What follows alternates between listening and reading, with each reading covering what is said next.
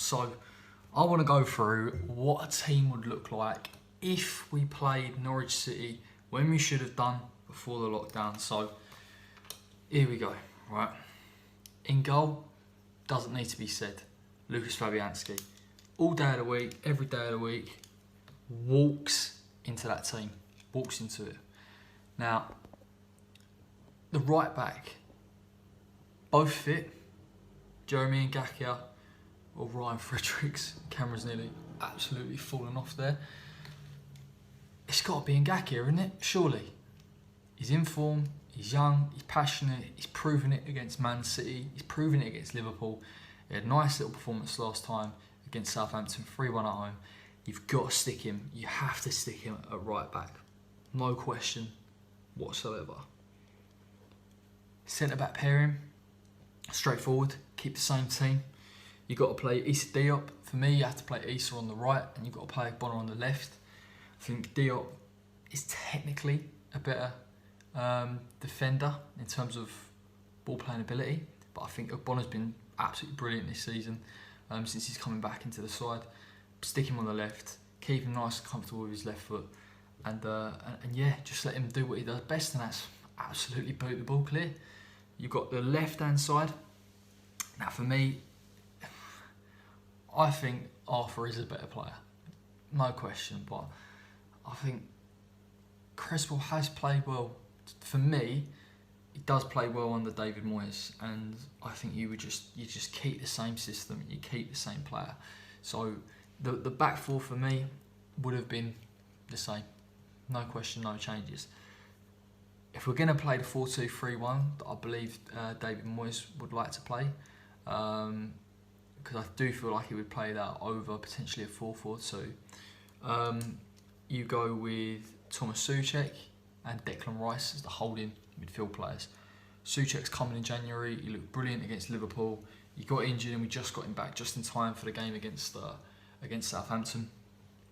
He makes a massive difference to that midfield. I think when you know Noble, as good a player as he has been, he does lack the pace now, and he does lack the legs, and he does lack a little bit of movement in that midfield that we've been lacking, and also physicality. Noble's not the biggest.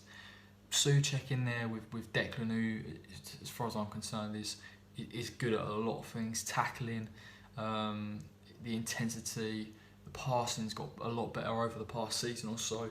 I think I saw a stat saying out of 25 of West Ham's key passes, or of his passes, 10 of them have been forward. So, and obviously you've seen the game against Palace, and you've seen a few games this season and against Bournemouth at home, where he's absolutely just blitzed it one side, left foot, right foot. He's a top draw player, and he's Declan, and you've got to play him alongside Souček. Now you're talking. Now's the interesting part. West Ham are blessed in some respects with a fantastic array of attacking talent, and 3 should be quite generous in terms of getting people in, but it isn't when you think about it. You know, Jared Bowen's come in January and's been a breath of fresh air. I know he's only played the end of the City game, and then he's obviously come on, but he played really well against Southampton, and he offers a different type of threat. He's pacey, he's energetic, he gets back, he defends, he supports his right back, you know, and he got a goal and he took it really, really well. So I mean, for me, I think Jared would have to start maybe on the right hand side. Down the middle, it's got to be Fornals, isn't it? The guy that has been written off more times than I can count, you know. And personally, for me, at the beginning of the season, I thought he was very weak. I didn't think he'd be able to hack it in the league, and I thought technically he wasn't showing enough. And obviously, he had a good game in the cup, but nothing for me to have really seen. But if you look at every game since probably November he's played in, he's made a massive difference. And I've seen stats saying his work rate's through the roof. But you know, he's not just a good worker and a trier. He's a solid player, and the amount of assists and goals he's put together in a limited amount of time, considering Moyes has tried to chuck him out at the side in the meantime, you know, it's phenomenal. And I mean, for me, he starts over Lanzini, and I like Lanzini, and I think he's been fantastic for West Ham over the past couple of years. But I think Fornals offers genuine assists and genuine goals, and I think one criticism of Lanzini might be his inconsistency, and I don't think you can fault Fornals for that. And then you go to the left-hand side. and then it's a case of Antonio for me or Felipe Anderson. Now I know Anderson's done well getting his FIFA team card, but I just think at the moment you don't drop Antonio. He's been one of our best players this season, up there with Ogbonna, and you can't drop him, can you? He works hard. He gives West Ham a different angle, and I think when you play him with with Bowen on the other side, and you can interchange really between the two in terms of left and right, but they're going to cause some teams some different problems. They've got pace, they've got industry. They're a good hallmark of a team that needs to work hard in order to stay in the division. So hypothetically, if we were playing Norwich, you would play the two, and then up front, fortunately for West Ham this season, we've only had one real striker, so Allaire will start. I think there's scope for movement against certain teams. I think you can play Antonio up front on his own and bring in an Anderson if he works hard on the left hand side. But Allaire's been good. I mean, I know he's got his critics, and there is part of me that thinks he doesn't work hard enough. And I do wish we had in an Arnie type role where he's working really hard to get back and to harry defences. But he's not that type of player, and he never has been. So you still play him up front. He's still clinical. He still gets goals. I know he's missed a couple of chances this season, but he's got some brilliant goals. His height is fantastic in terms of set pieces and in terms of posing a threat.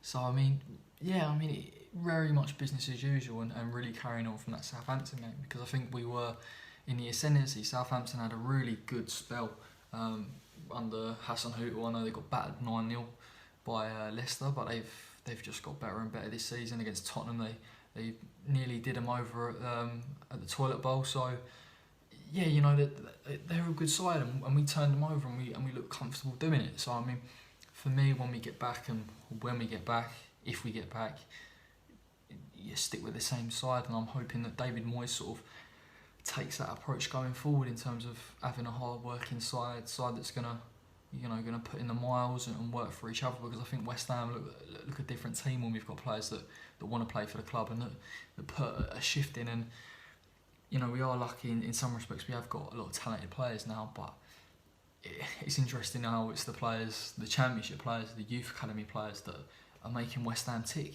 And then don't forget with Souček as well. You're talking about a guy with Champions League experience, and that's going to count for a lot. And I think by no means do I think that squad's a finished article. I think there's got to be a lot of recruitment if and when we have the money.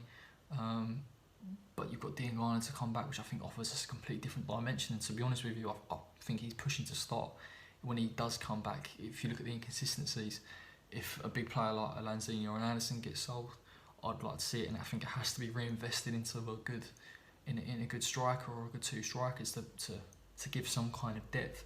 I'd like to see another centre midfielder and let Wilshere go and bring somebody else in.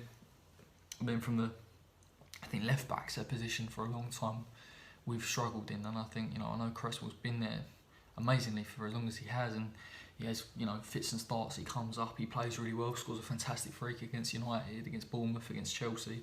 He's been one of our key players in some respects this season in terms of goals scored, but there's no doubt in that West Ham need to look at that position and invest 20-25 mil in a player that's going to be there for a long time and who's going to have the pace. And because I think West Ham need pace in terms of the fullbacks positions, and I think Ngaki's got it. I also think he's a good defensive player as well. So that squad will do, and it would have done for now, and I think we would have convincingly beat Norwich, if I'm honest, at home. It wouldn't have been home, and it would have been away. I think it would have been tough. I think they would have been fighting for their lives, but I think there's no reason why West Ham couldn't have maybe ground out a 1-0 win. Although our clean sheet record's been appalling this season, but we got more than enough to beat Norwich on our day. So unfortunate that we're not all there watching it now, or as it were on Saturday. But listen, hopefully this is all over soon enough, and we can get back and watch West Ham hopefully stay in the league and push on next season. So calm on your eyes.